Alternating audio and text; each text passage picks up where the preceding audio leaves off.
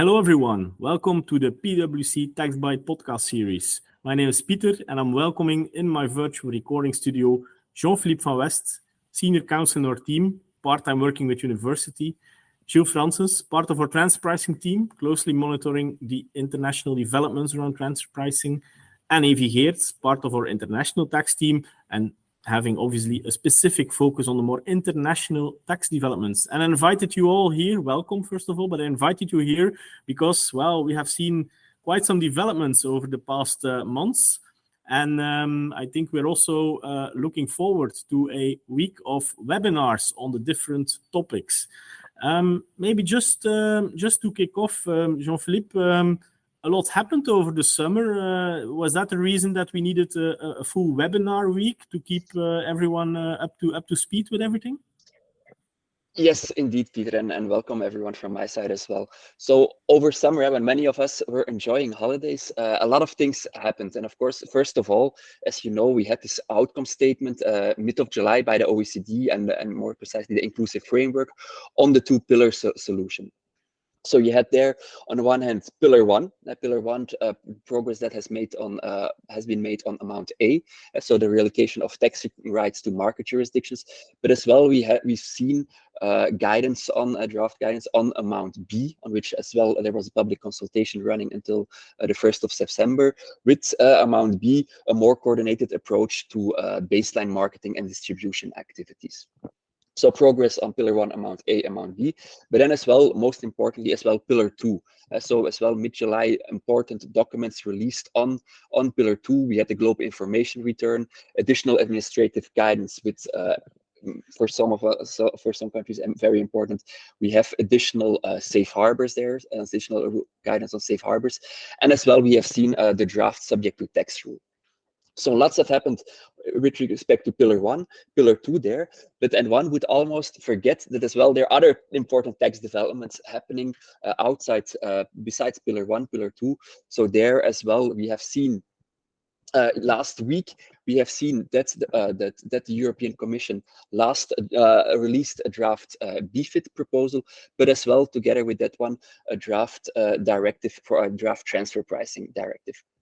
Besides that, we still have as well public CBCR ongoing, important developments on working from anywhere. So lots of developments ongoing, and for that, for those reasons, we decided it would be good to organize a webinar, a Trilogue, because that much is going on. And so on tomorrow, Tuesday 19th, we will organize a webinar on Pillar 1, Amount A, Amount B. On Wednesday the 20th. The focus will be on Pillar 2, and on Thursday, the 21st, the focus will be on other important developments. Important topic will, of course, be then the BEFIT proposal and the draft TP proposal, but other developments such as working from anywhere, public CBCR will be discussed as well. Okay, yeah, thanks, Jean-Philippe. So for people in the audience, you can still register. If you hear this podcast on time, I would say, you can still register for the webinars. You will find link also in the description to this podcast. So more than welcome to join and to get an update basically on all of these developments. Now, Jean-Philippe, one particular topic I find interesting is the BEFIT proposal. I think this has a long gray beard, I would say, although it's a new proposal. But can you recap a bit for the audience the history of BEFIT? Yes, and I will not go to the whole history, because of the origin of a harmonized corporate income tax system already a very long time ago. But of course, more concrete was in that the European Commission came with a proposal in 2011 at a triple CTB. And then as well, you had the same one in 2016 in an updated proposal. Member states could not reach unanimity there, no agreement was found. And now, now 2023, a new proposal under the name BEFIT. Where does this come from? Well, for those who remember, in 2021, the European Commission released its communication on business taxation for the 21st century. And one of the action points in there was a new proposal for a harmonized corporate income tax system in Europe called BEFIT, standing for Business in Europe Framework for a Business Europe framework for income taxation. There, what are the main advantages of such of this BEFIT proposal? Well, according to the Commission, this would clearly reduce compliance costs and facilitate cross-border business. Why? Because you only have to file one tax return in the country where normally the ultimate parent entity is located, and you would not have to deal with all 27 corporate income tax system in every country. So just subject to one corporate income tax system. That's the idea behind it, and of course, that's the advantage with it will be that you can do cross-border loss offsetting within the EU. If we look at the proposal, maybe first important, what is the date they're looking at? Well, under the draft proposal, member states should implement this by transpose this legislation, then proposed legislation, into their domestic law by 1st January 2028, and it would then be proposed date of application would be 1st July 2028. So still 5 years, about 5 years from now. Maybe then looking at a bit at the content of the proposal, there a first important difference is that under the old CCCTB proposals, there always was a key argument was formulary apportionment, so that you allocate profits based on assets that you have, on personnel you have, and sales in a market jurisdiction. That is currently not in the proposal. They foresee in a transition period, which would last till 30 June 2035, which would be based on this transitional allocation of profits to the member states based on the average of the taxable results of the last 3 years. So there, a first important difference, why probably to facilitate discussions when they see it's hard to find between member states agreement on formulary apportionment. Let's start with a transitional allocation formula. So that's as background with respect to the BEFIT proposal. Yeah, thanks, Jean-Philippe. So very interesting. So basically, if I understand well, the Commission is proposing a complete new European corporate tax system. Evie, can you explain us a bit more in detail what's in that proposal then? Yeah, sure. Happy to, Peter. And I can imagine that people listening to this podcast think BEFIT, and we're just digesting Pillar 2. How the hell are we going to combine this? Well, the Commission clearly states that obviously they have taken into account when writing these rules what the impact of Pillar 2 will be. So some things are similar, and I'll comment on a number of those throughout my explanation. But there are, unfortunately, quite a number of corrections and exclusions you need to do that are not 100% the same. But let's first maybe start with the scope, where there is already obviously a difference. The scope would be mandatory for groups operating within the EU above the 750 million threshold, so a very well-known threshold. We know that from country-by-country reporting from Pillar 2, so that is very much in line, but with a 75% ownership interest. So that is maybe a first deviation to take into account.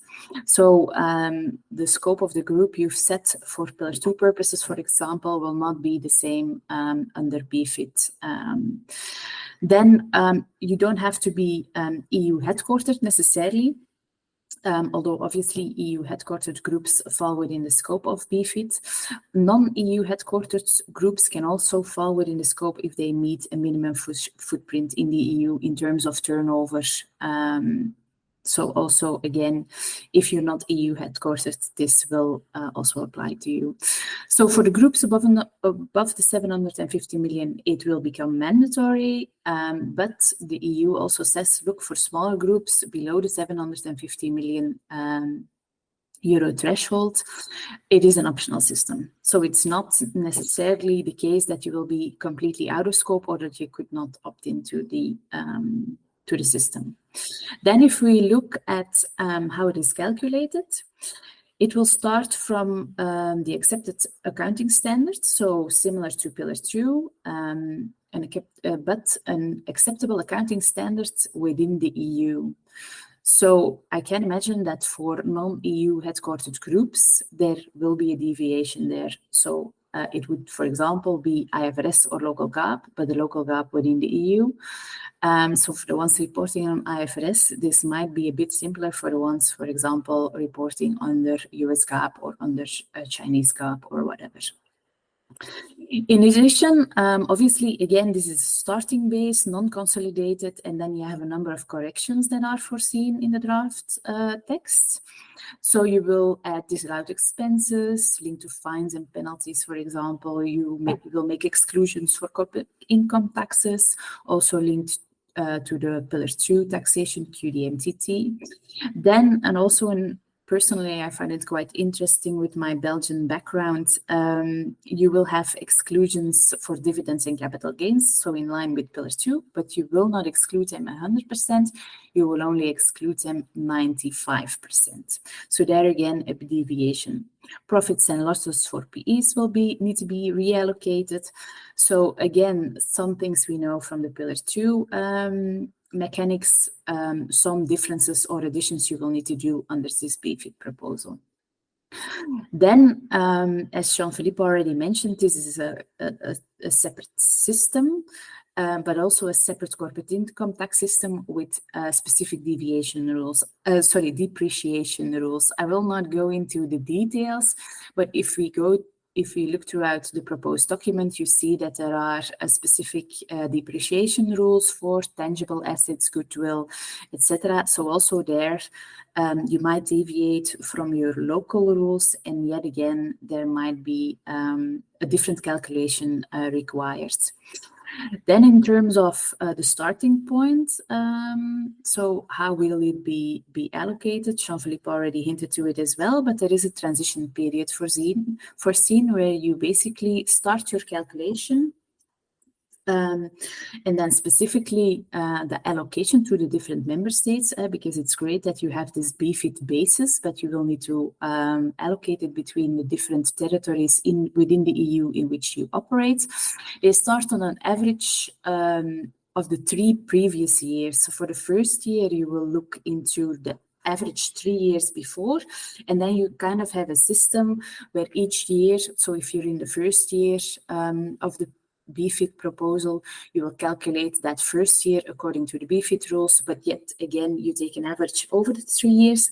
After the 3 years, you go into a full BEFIT calculation and allocation. So, Peter, quite a long explanation, but in a nutshell, there are some similarities with Pillar 2, but there are some clear deviations as well. This is presented as something that will make compliance, corporate income tax compliance, easier for multinational groups within the EU. But if I go through the rules, the deviations, and the requirements to do the allocation, I personally have my doubts whether within the first years of application of this directive, this really will be a simplification for multinational groups. Yeah, and maybe Evie, just to add from my part on what you and Jean-Philippe mentioned on sort of that transition period in the initial years until 2035, I believe is sort of the proposal, after which we would then potentially move towards the formulary apportionment system, so moving away from the arm's length principle. And that's actually, roughly a year ago, there was a call for evidence which came out from the EU around this BEFIT proposal, where the direction of travel was really clear on we are moving towards formulary apportionment, very, very similar to the CCCTB proposals in the past, where the formula, it was based on sales, assets, labor costs, etc. Now, of course, as you mentioned, there would sort of be that transitional stage before you would move into that formulaic system. And the reason I wanted to jump in here is because at the time of that call for evidence, we actually did a bit of an analysis using public data to see, okay, if we would move towards such a formulary approach, what would that mean for countries in the EU? And yeah, bearing in mind a lot of the limitations, of course, that you have with using public information, we did find quite some interesting observations, maybe not that surprising, but what you could actually see is that the larger and richer EU countries, they would significantly benefit from a formulaic approach on almost all of the three factors, so sales, assets, labor. Whereas the smaller open economies, they would basically give up taxable base in favor of those bigger countries. So it will be interesting to see how this develops, and also to what extent there will be an impact assessment coming out from the EU themselves. In the BEFIT proposal, there is mentioning towards an impact assessment. I don't think that was actually published or made publicly available. So I wonder to what extent there would be an impact assessment done in detail on moving to a formulaic approach as this proposal develops further. Yeah, and maybe to add there, I wasn't 100% clear. That transition period is applicable from 28 until 35 before you go into the system, as you just explained. Yeah. Thanks, Jalevi. I think it's extremely interesting to see that the direction of travel that the Commission is taking with this proposal. And again, for those of the audience who want to know more, do not hesitate to register for the webinar we will give on that topic. But there was more than just the BEFIT proposal. There was also a second proposal for directive, Gilles, and that had more to do with transfer pricing. Can you also tell us a little bit more about that? Yeah, sure. So that's the transfer pricing proposal that is new, so that doesn't have as long a history as sort of the BEFIT with the triple CTB, etc. Maybe before we sort of dive into what was actually in that proposal, just a few points to clarify. So in terms of timing, for BEFIT, as was mentioned, the go-live date would be in 2028. For the TP directive, the ambition is for that one to go live already in January 26, so 2 years before. And then also in terms of scope, there would be no limitations in the transfer pricing directive in terms of revenue threshold, etc. So that would be applicable to everyone, basically. So those are two important deviations, I think, that are worth pointing out compared to the BEFIT proposal. Now, what is in that TP or the proposal for the transfer pricing directive? It's essentially two main blocks. The first block is introduction of the OECD guidelines into an EU directive. And the second block is sort of a common agreement on practices, interpretations, etc., as these OECD guidelines are applied in practice. Maybe just to say a couple of words on each. So for the first one, so the introduction of the OECD guidelines into an EU directive, essentially there would be a mechanism that would be introduced whereby the latest version of the OECD guidelines would apply automatically in the EU, to the extent, of course, that through the workings of the OECD, the EU has approved that latest version of the OECD guidelines. There is sort of an open question in my mind around what they will do with prior years. Will there be sort of a dynamic or more static interpretation to sort of audit prior years? Maybe another point of note is that, while the core focus or sort of the principle is that the OECD guidelines would be applicable in their entirety, certain specific portions of the OECD guidelines were specifically mentioned in the directive as well. For example, conduct versus contract, the TP methods, etc. So there's a question there as to why these specific elements were ring-fenced and put specifically in the directive.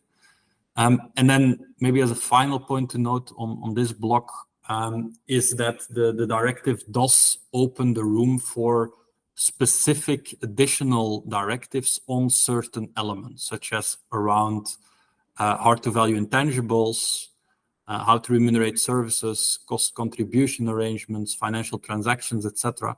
So those might be areas where the EU could be looking to deviate from the OECD guidelines.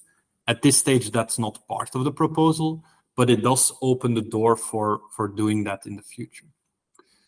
The second block, as I mentioned, was around an agreement on common practices interpretations. Just to give a few examples here they mention the concept of ownership would be set at a 25%. So as soon as you own 25% into a different entity, so it could be part of a joint venture, at that stage, the transfer pricing guidelines would apply. This 25% threshold would also be of quite some importance for benchmarking studies. And then maybe a second example is using the interquartile range. So there they clearly mention that there's sort of the lower quartile to the upper quartile would be the arm's length range. And then maybe just a final example to mention is around transfer pricing documentation requirements. So there would be some sort of common transfer pricing documentation, templates, guidance, etc., for everyone operating within the EU. A question there would be whether that is purely in addition to local legislation, or whether it would replace existing compliance requirements in territories. Okay, thanks you. Quite a comprehensive proposal on TP. One particular element that I found very interesting is the explicit reference to downward adjustments. I think where a downward transfer pricing adjustment would only be accepted, in my own wording, that is, if it's resulting in an upward adjustment in another territory. Is that linked to the stated case issue? Would that be the reason they included that? Yeah, it's an interesting one, and I think it is, Peter. So I think the explicit wording that is in the directive is that a member state can only perform a downward adjustment if an amount equal to the downward adjustment is included in the profit of the associated enterprise in the other jurisdiction. So this does appear to be a direct response to the EU state aid case on excess profit, I think. And it will be interesting to explore how the explicit introduction of this requirement as part of this proposed directive, how that would affect the state aid proceedings on excess profit. And we're actually expecting the initial court decision on excess profit on Wednesday this week, so the 20th of September. That's only in first instance, of course, that decision. But it will definitely be interesting to see how this plays out in potential next stages. What is worth noting as well on the topic of state aid, Peter, is that the directive doesn't appear to introduce the sort of broader EU arm's length principle, which was used by the EU state aid commissioner in a number of cases, but then consistently rejected by the EU courts. So that is not part of this directive. Okay, yeah, thank you for that, and yeah, all very, very interesting to see these proposals. Yeah, that's a little bit what I wanted to discuss with all of you in this podcast. Reminding everyone, if you want to know more about these topics or get an update on Pillar 1, Pillar 2, don't hesitate to register for the webinars that will be held later this week. Normally, I would now ask you all, how feasible do you think that all these proposals are? But let's keep that a bit as a teaser for the people to attend the webinars, as this will be extensively discussed also in the webinars. Thank you, everyone, for joining this podcast. Thank you for my speakers, and we hope to reconnect in the next episode of the podcast series.